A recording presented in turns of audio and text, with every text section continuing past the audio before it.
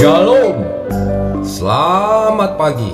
Sate pagi hari ini bertemakan perlunya berpuasa.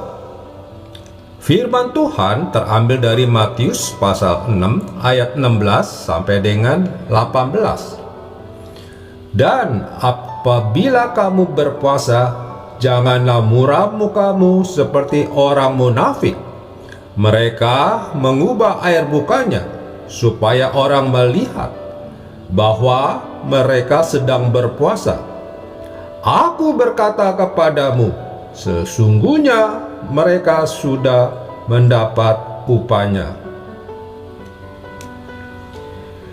Dalam kekristenan kita mengenal istilah puasa. Namun puasa bukanlah sesuatu yang dituntut Tuhan dari kita untuk dilakukan. Ada beberapa jenis puasa dalam kekristenan.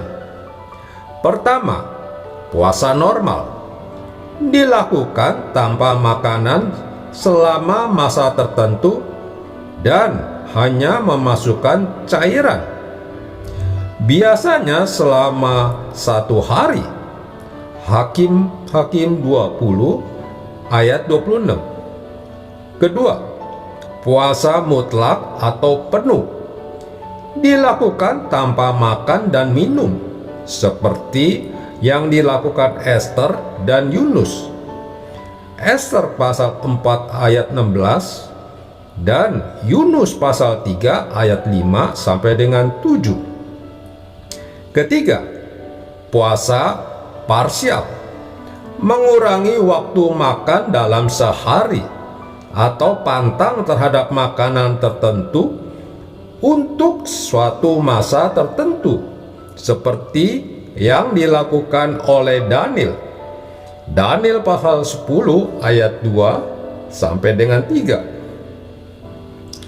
Meski Alkitab tidak memerintahkan kita untuk berpuasa, tetapi Alkitab memperkenalkan puasa sebagai sesuatu yang baik dan berguna untuk kita lakukan. Puasa melatih kita untuk menguasai diri, melepas mata kita dari hal-hal duniawi untuk berpusat kepada Tuhan, menolong kita mengerti kehendak Tuhan, melatih kepekaan rohani kita. Juga dibutuhkan apabila kita ingin melihat kuasa Tuhan bekerja. Untuk itu, fokus dari puasa bukan pada aktivitas tidak makan atau minum, tetapi pada kesungguhan hati kita untuk melepaskan hal-hal duniawi demi memusatkan diri pada Tuhan. Puasa menunjukkan kesungguhan hati kita kepada Tuhan, bahwa kita serius menjalin hubungan dengannya. Puasa sendiri tidak melulu menyangkut aktivitas tidak makan atau minum. Bisa dengan cara lain, seperti berdiam diri. Ayub pasal 2 ayat 13. Intinya, apapun yang bisa kita tinggalkan sementara demi memusatkan perhatian pada Tuhan sudah bisa dianggap sebagai puasa. Perlu dipahami juga bahwa puasa, khususnya yang terkait makanan, perlu dibatasi waktunya. Puasa makanan dalam jangka waktu yang panjang dapat merusak tubuh. Padahal puasa bukan untuk menghukum tubuh kita, tetapi melatih tubuh untuk melakukan kehendak Bapa.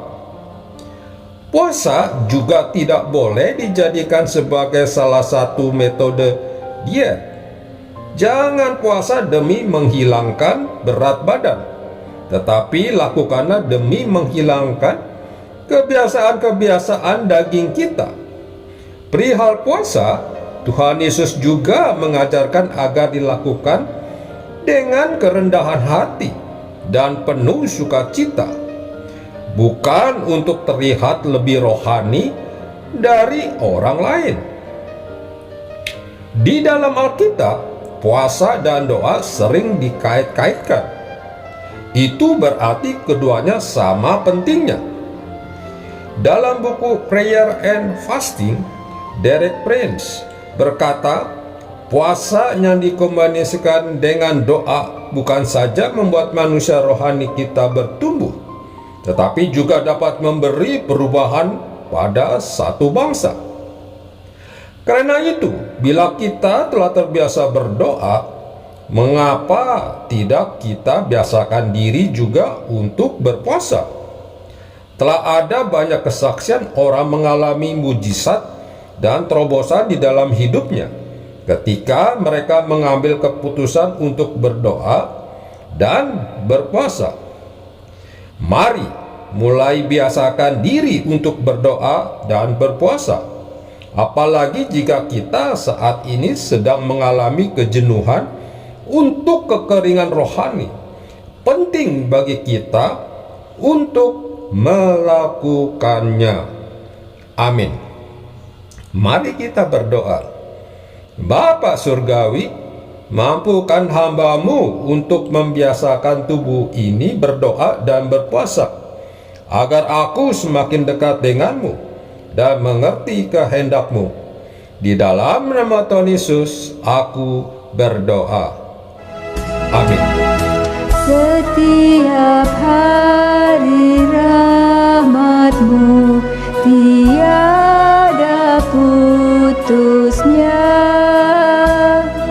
Hendak ku puji nama-Mu tetap selamanya. Terima kasih ya Tuhanku atas